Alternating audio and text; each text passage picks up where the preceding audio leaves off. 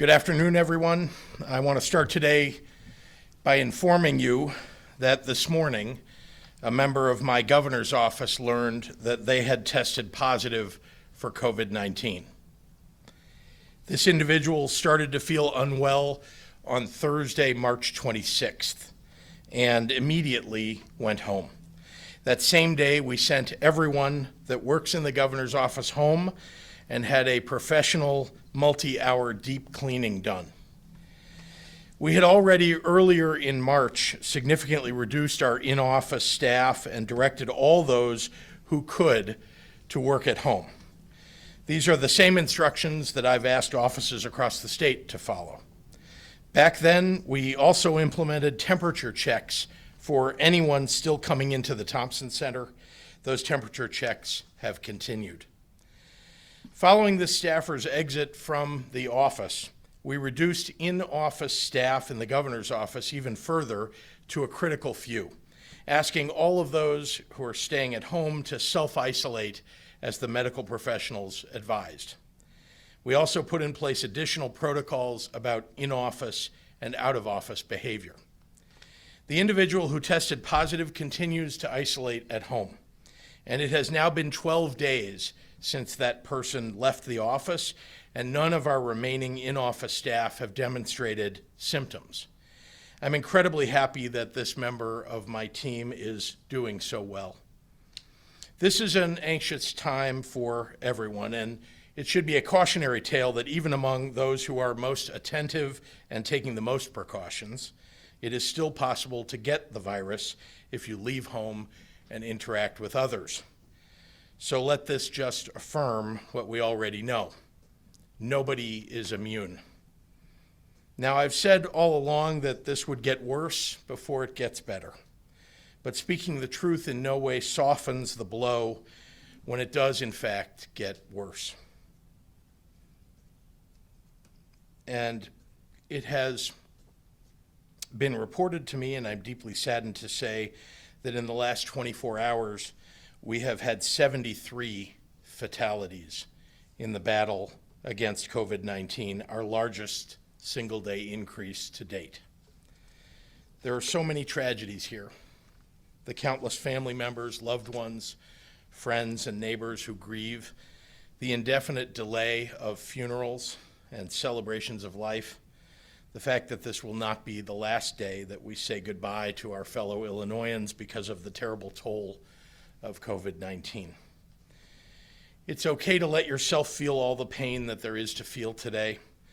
I too am grieving, but I want you to know that my grief is only fueling my efforts to fight this virus and win.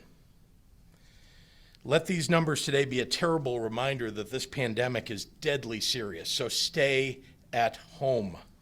Wash your hands many times a day, wipe down surfaces that you use with any regularity. If you must leave your home, wear a mask or a bandana or a scarf to cover your nose and mouth. Now, as I mentioned yesterday, today we are going to go over our latest updates on hospitalization rates and ventilator data. Here in Illinois, the percentage of our COVID-19 test results coming back positive is hovering right around 19%. Since yesterday's update, we are up to 13,549 cases of COVID-19 tested positive across 77 of our 102 counties. And we know that there are many more people out there who have contracted COVID-19 and are already in recovery without realizing it. And some others have recovered at home without ever getting tested. Nowhere in this country, in not a single state, does anyone currently have the capacity to test at the rate that they've deployed in places like South Korea, rates that would allow us to pick up on an asymptomatic COVID-19 carrier. That doesn't mean that we won't get there, and I'm pursuing all the options available to make that day arrive sooner rather than later. But in the meantime, it's the safest course of action to consider the recorded positive cases in the United States of America as a significant undercount. Although all of the available data serves as an important part of the overall picture, we consider our hospitalization data a particularly significant indicator. If someone's sick enough to need hospital care, they're likely going to seek that care, whether or not they have been tested. According to data from April 6th, yesterday, the number of known COVID patients and suspected COVID patients, as in persons under investigation and assumed to have COVID-19 for the purpose of medical treatment, in our hospitals here in Illinois, that number totaled 3,680. Since the earliest days of our COVID-19 response, my administration has worked with our state's network of more than 200 hospitals to increase capacity in our existing health systems. We now have nearly 28,000 total beds, approximately 2,700 of which are ICU beds. As a reminder, those numbers don't include the beds that we're putting up at our alternate care facilities like Vibra, Metro South, or McCormick Place. I want everyone to understand that the number of hospital beds that we refer to as available at any given moment depends on a host of factors: newly discharged patients, the amount of available staff and equipment on hand, just to name a few. Additionally, we're seeing signs of a trend here in Illinois where the number of people in the hospital for non-COVID reasons, things like car accidents, has dropped with fewer people on the roads since we implemented our stay-at-home order. This is a pattern that's reflected in other states as well. As of yesterday, April 6th, 43% of our total hospital beds are available, and 35% of our ICU beds are available. As for our nearly 2,700 ventilators in Illinois, 57% are currently available, down from the 68% available on March 31st, just 1 week ago. So if you're looking for a trend, here's another one. On Tuesday, again just a week ago, COVID patients occupied about 35% of our total ICU beds and about 24% of our total ventilators. Today, a week later, COVID patients occupy 43% of our total ICU beds and 29% of our total ventilators. That's an 8% and 5% point jump, respectively, in just a week. I'll say again that all of these data points have to be considered as just single snapshots of a larger picture. We can't read too much into a single day's jump or drop. But these trends do offer us further insight into the overall reach of COVID-19 in our state as we adjust to the how and where of our response. I also want to stress that these are our collective numbers across the state. Not every hospital has even that availability, and in fact, there's a fairly extraordinarily large range across the state depending upon where you live. In the city of Chicago, the city's southwest suburbs and the city's northeast suburbs, average ICU bed availability in those hospitals is still below 25%, with some hospitals in the area near max capacity. But this isn't just a Chicagoland issue. We're closely watching other areas around the states, places like Peoria at 42% of ICU beds available and dropping, and places like the Edwardsville region at just 33% available. I'm proud to lead a state where our regional hospitals already collaborate closely to direct area patients to their more underutilized facilities. And as this situation evolves, I'm prepared to do whatever it takes to ensure that every patient can receive the care that they need, including stepping in to direct ICU patients to underutilized hospitals myself, if need be. Given the crucial nature of ventilators in treating COVID-19, we're also tracking ventilator availability specifically, investigating the need to move ventilators not just within a region of the state, but from region to region within the state as needed. For those of you who didn't hear your region listed as one operating with a lower percentage of available beds, that is not a sign that COVID-19 isn't a problem in your community. Far from it. It might feel like a lifetime ago, but it was just a couple of weeks back when the state of Illinois had just a few confirmed cases in just one county. In fact, it was only last Tuesday when we had confirmed cases in just 54 counties. That's an increase of 23 counties in 7 days. We have to be operating as if COVID-19 is circulating not just in every county, but in every community. We need to maintain our course, and we need to keep working to flatten the curve. And I want to mention, because I was asked a question about this yesterday, my team and I have been working hard to reduce the number of individuals housed in our state corrections facilities. As of today, over 60 individuals at the Department of Juvenile Justice have been released. That's more than 25% a decrease in our overall juvenile population. And at the Department of Corrections, during this pandemic, we've now released over 1,100 low-risk prisoners who were incarcerated either by direct action by my administration or under regular release programs. We're doing everything that we can to protect those individuals who remain incarcerated in these facilities, and we are focused on protecting our corrections and juvenile justice staff with PPE and medical checks as they perform a vital function to keep our communities safe. Make no mistake, we are working to flatten the curve everywhere. Equally important in our battle against COVID-19 is our work to expand hospital capacity in preparation for our peak. In addition to working with hospitals to add beds at existing healthcare centers, as a reminder, we are in process of standing up alternate care facilities at 5 sites across the state: McCormick Place in Chicago, Advocate Sherman Hospital campus in Elgin, the Metro South Health Center in Blue Island, Westlake Hospital in Cook County's Melrose Park, and Vibra Hospital in Springfield. But remember, those beds aren't healthcare sufficient beds until they have doctors and nurses to turn them into a space for care. And I'm proud that in our workforce expansion effort in healthcare, we have now surpassed 2,300 applications for temporary permits for out-of-state and former medical professionals to join our fight against COVID-19 here in Illinois. And finally, to round out our conversation about hospital capacity, I must talk about ventilators, the equipment known to make a real difference in the outcomes for COVID patients who are in critical condition.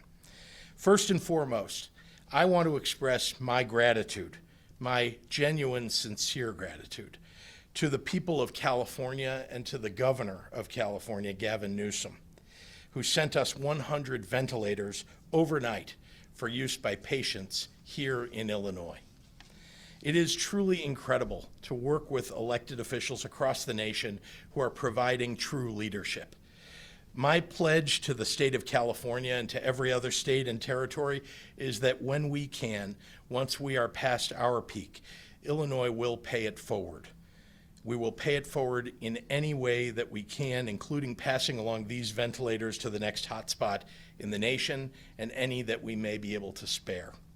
As you know, over time, we've also received 600 ventilators from the federal government, 300 of which were directed specifically to the city of Chicago by the White House. I'm grateful for all of those vents as well. We continue to scour the globe with our own state-level procurement operation to secure the rest of the ventilators that we may need. While this market is just as competitive, if not more so, than that for PPE, we have so far placed orders for 3,620 ventilators. The first batch of these deliveries will arrive in April, with the rest coming over the next several months. Ventilators are critical tools in this fight. They can save lives, but they are not a cure. No magic quantity of ventilators will solve COVID-19 for us. No number of ventilators will make up for a person ignoring our stay-at-home order or not making their due diligence, taking their due diligence in washing their hands and the other orders that we've asked you to follow. Ventilators are but one part of what amounts to a many-pronged approach but all of them are phenomenally critical altogether. Staying at home is the most likely reason that you can avoid ending up on a ventilator. Remember that. Staying at home is the most likely reason that you can avoid ending up on a ventilator. I know that especially on a warm day like today, that's particularly hard to hear. The sun shines and it feels a little bit more like this should be over, that you have time to hang out with your friends and loved ones by the lake, at the fairgrounds, over dinner. Believe me, I too would do just about anything for an immediate solution to this. Here's what you need to know, though. That solution isn't coming tomorrow or next week or next month, but it is coming. Every day that we support our healthcare systems, every day that we flatten the curve, that's another day that the incredible roster of scientists and researchers and innovators in the world come a little bit closer to finding solutions in the fight against COVID-19. A vaccine, yes, but also treatments, therapeutics, widespread antibody tests so that we know who out there has already had the virus and recovered. Just yesterday, a second company launched the first human trials for a vaccine. By bending the curve, we are buying them all time. But a vaccine will not come in the next few weeks or even the next several months. We need time to find solutions, time to save lives, valuable time now that allows us to move beyond the crisis more quickly. I want to thank the many, many Illinoisans who are staying home and by doing so protecting their communities and their families, their neighbors and their friends. They are all in for Illinois. And with that, I'd like to turn it over to Dr. Ezike. Thank you so much, Governor. Good afternoon. As you all are aware, it's very difficult to share the information about the lives lost and all the additional individuals who have contracted this disease. But it's important for everyone to remain informed, and it is important for us to have a realistic picture of some of the dangers associated with COVID-19. We are reporting 1,287 new cases, including 73 individuals who have lost their fight against COVID-19. That brings our statewide total to 13,549 total cases with 380 lives lost. While we know that our healthcare system is gearing up and preparing for this pandemic, we're getting more PPE, we're acquiring ventilators, and recruiting healthcare workers. Let me give you some positive news. We repeated our survey to identify individuals who have recovered post-receiving a positive test. We received approximately a 40% response rate, which is good as these electronic surveys go. And of all the people who responded, who are 7 days after their positive test result, 43% indicated that they have recovered. Given the large number of cases, we know that that's a significant number of people to have been in an improved status just 7 days after their positive test. So while 68% of the cases in Illinois are younger than 50, we do know that 80% of the deaths in Illinois have occurred in those who are 60 years and older. But we have seen deaths in all ages. Yes, we are reaffirming that our older population is at highest risk, but as all people can be infected, that means that all people are at risk, and even for the most severe complications, including death. The more people that are infected, the more additional people that this virus can be spread to. And with an eye on our most vulnerable populations, again, these high-risk groups are elderly people, people in congregate settings like in nursing homes and congregate living facilities, people who have hypertension, people who are on hemodialysis, who have liver disease, people who are battling cancer or who are otherwise immunocompromised, people with cardiac disease, chronic obstructive pulmonary disease. So, and pregnant people are in this category as well. I say this not to cause despair, but to arm everyone with the truth, as well as with the weapons that we have.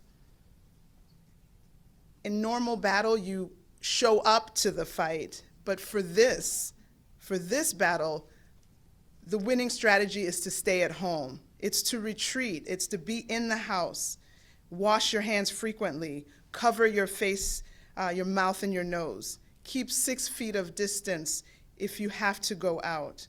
We want to turn this tide and end the pandemic as soon as possible. And with that, I will summarize comments in Spanish. Buenas tardes. Nunca es fácil compartir información sobre las vidas perdidas y las personas que han contraído COVID-19. Compartimos estos datos no solo para mantener a todos informados, pero para ayudar a pintar una imagen de los peligros de COVID-19. Hoy reportamos 73 vidas adicionales perdidas para un total de 380 en Illinois. También estamos reportando 1,287 casos para un total de 13,549.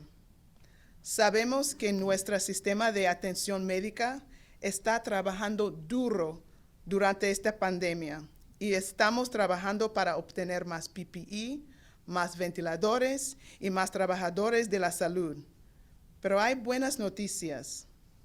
IDPH ha estado enviando encuestas a personas que fueran positivos para COVID-19, preguntando sobre su recuperación. De los que respondieron, aproximadamente el 43% indicaron que habían recuperado, lo que significa es que ya no tienen síntomas de COVID-19. El 68% de los casos en Illinois son menores de 50 años, pero el 80% de las muertes en Illinois ocurrieron en los mayores de 60 años. Pero tenemos muertos en personas más jóvenes también.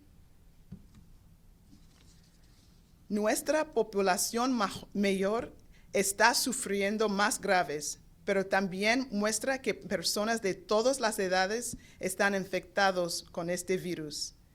Quiero asegurar a la gente de Illinois que estamos trabajando por la salud y la seguridad de todas las personas en el estado, todas las razas, etnias, géneros y edades. Pero hasta que haya una vacuna, todos debemos continuar en casa, lavarnos las manos, cubrimos la cara y mantener una distancia de 6 pies entre las personas para que podamos cambiar el curso y poner fin a esta pandemia antes. Hay que seguir luchando. And with that, I will turn it over to Governor Pritzker. Thank you. Happy to take any questions that you may have. Yes, sir. Yeah, Governor, the staff member that you said that tested positive, did this individual have close contact with you or Dr. Ezike? Were you tested? Was the doctor tested? I was not tested. I did not have regular close contact with this person. This is somebody who worked in the office, but not particularly close to my office, and didn't regularly enter my office. So very little direct contact with this person. And Dr. Ezike as well?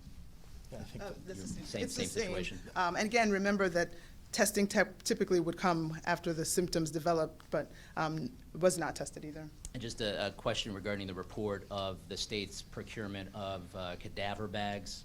Did you want to, if you could comment on that, is 12,000 the number that the state is seeking, and is that a number that is within the models of something that could be I don't really want to comment on it. I mean, we're preparing in all ways. We don't know what the numbers will be in the end, and it's hard to point at something that would tell you exactly what those numbers would be. I mean, obviously there are models out there, but a lot of them. But we want to make sure that we're prepared. If we end up being over-prepared in that way, I would be glad that we were. Governor, we heard from the CDC today that the current data on deaths are underestimates, and you addressed that. Is there any way to calculate how many deaths we may have missed here in Illinois that could be COVID-19 related? Is there any way to calculate? How many deaths may, or estimate how many deaths may have occurred since perhaps January? That are unrecorded? Unrecorded. So the question, I'm not sure if everybody can hear online or elsewhere, was, is there any way to estimate how many people may have died of COVID-19 that were unrecorded because we weren't counting at the time, or professionals didn't know? I think that the DPH is actually going back in the records to look at some of those, but I don't think that it's clear yet. Maybe I should turn it over to Dr. Zike. No, it's a good question. We do have, coroners and medical examiners who maybe might be doing postmortem tests to try to see if they can get at that information. So the numbers may increase for numbers of people who may have expired, who passed on before it was acknowledged that it was related or that they had COVID at the time of death. And is there some protocol now in place that's requiring everybody to be tested for COVID-19, even if there wasn't signs before they died?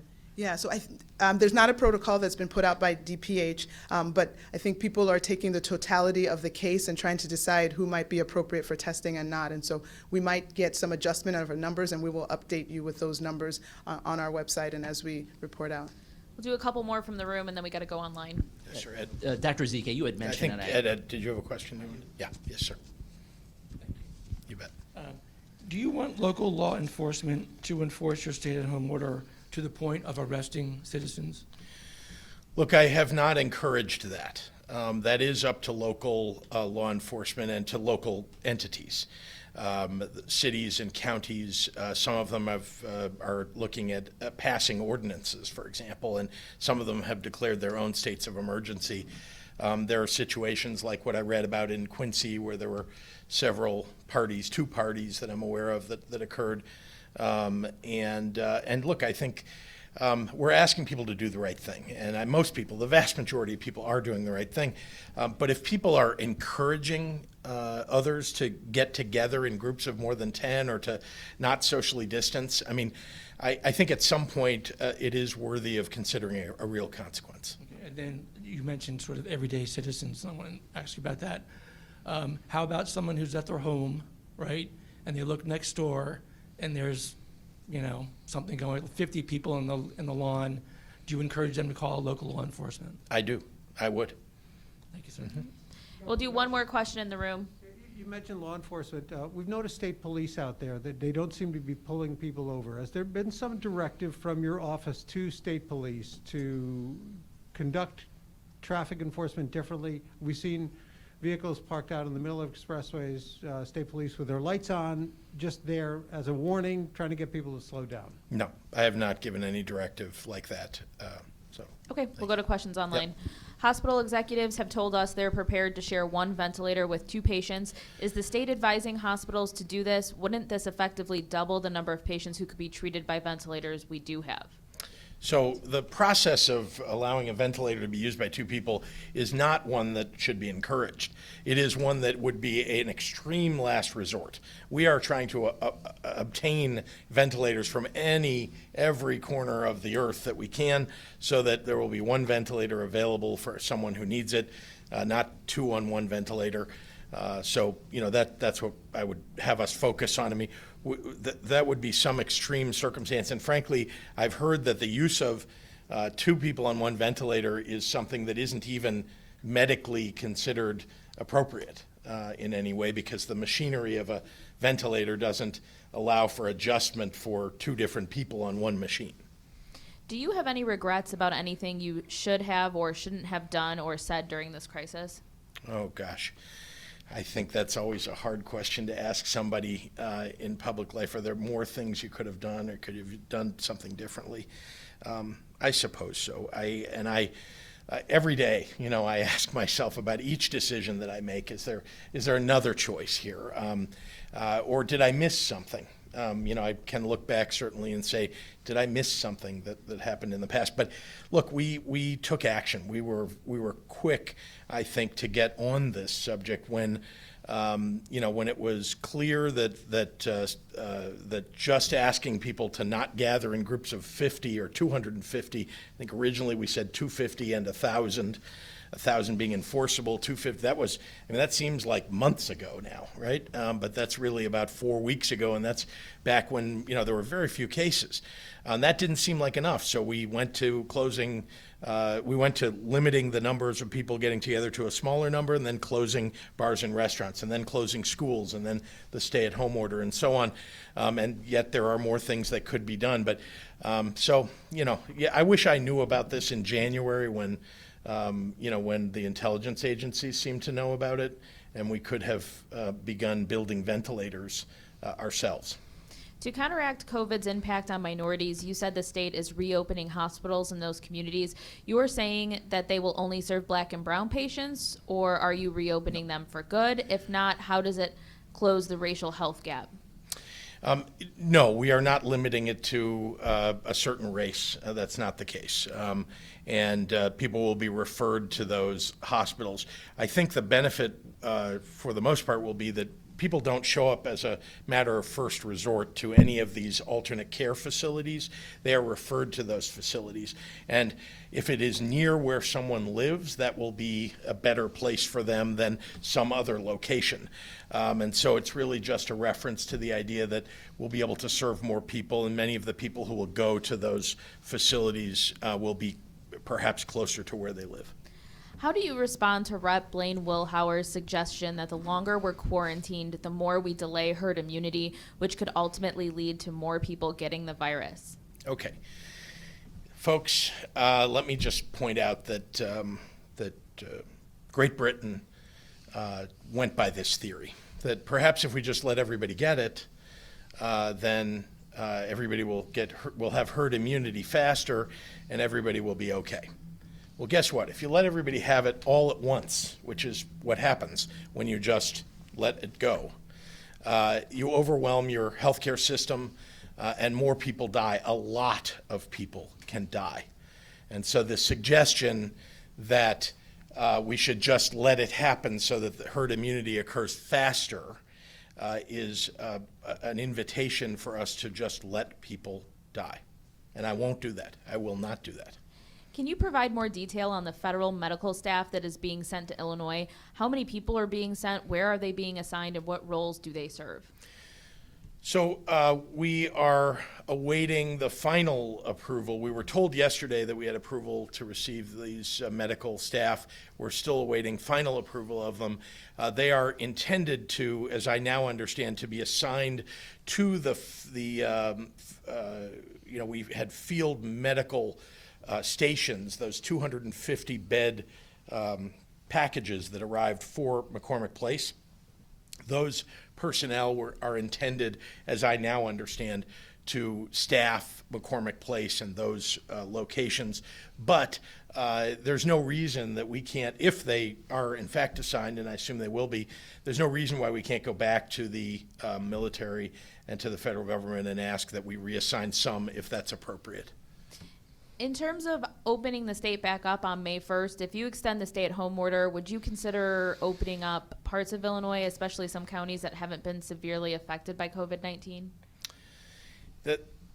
Would I consider opening certain parts of Illinois? I mean, look, we're at 77 counties as of today where there are cases, and it's growing. And the number of cases is growing, and the number of deaths is growing now. And so it's hard for me to see that just because you haven't had a case in your county or in your community, that you're not going to see cases developing and growing. And we see hotspots, correct, that are happening all over the state. Look at, areas like Champaign and like Metro East. And we need to get much further along here before we start talking about a regional or a statewide stand down of these orders. Governor Pritzker, President Trump said in a press conference last night you were very happy about the White House COVID-19 task force response to Illinois' needs. The president cited a governor's meeting with Vice President Pence on Monday morning and said, quote, "There wasn't a negative person on the call. Even Governor Pritzker from Illinois is happy." He suggested that on one hand, you're positive about the government's work on the phone, but telling the press a different story. Could you respond to that? The president's taking one snapshot. What I was happy about on that call was the fact that the Army Corps of Engineers had done such a spectacular job working with our local tradesmen to build out McCormick Place. And I expressed my gratitude for the help of FEMA in a variety of circumstances. But I have been on many calls with the White House, with staff at the White House, with the Vice President, even with the President, and I have expressed my displeasure on a number of those calls. Look, I'm happy when they make promises and then deliver upon those promises. I am unhappy when they do not deliver on promises or when lies are spoken. Look, I'm going to fight for the people of Illinois in every and all circumstances, but I'll praise somebody when they do something right. Regarding IDOC furloughs, will any inmates, regardless of crime, be eligible for this furlough if medically vulnerable? Where will they go when released? And how will IDOC ensure they don't spread COVID into their communities? Well, everybody that's released has a medical review before they're released. That's the first thing. Second, no, we're not. This is not open to anybody and everybody that's incarcerated in the state of Illinois. We have reviewed files, continue to review files of those who are nonviolent offenders, those who are pose the least risk to communities, and we have been working expeditiously as possible to make those reviews. There are some limitations on our ability, even for somebody who is at low risk, or at least low risk in their community, to returning to their community and committing a crime, because we are required to have a location for them to live at. And sometimes they don't have some place to go. But we're trying to work through even that problem by working with local organizations. So we'll continue to work at this. I'm giving you kind of regular updates here about how we're managing through with our corrections. And I think that our corrections staff and leadership are doing an excellent job. This will be our last question. When will workers in the gig economy be able to apply for unemployment insurance on the state's IDES website? Yep. There are independent contractors who are eligible, have the ability to get unemployment even now under what the federal government offered in its last relief package. So I'm working with our federal officials to try to continue to expand that opportunity for people. Look, there's a lot of relief that's going to be needed here, and we can't stop now. And fortunately, we have two great warriors in the U.S. Senate and our House members who are all fighting for the same thing, fighting for the state of Illinois. And I'm working together with them. I had two calls last night with two different members of our congressional delegation exactly about how to expand relief for people across Illinois. I'll continue to do it. Thank you very much.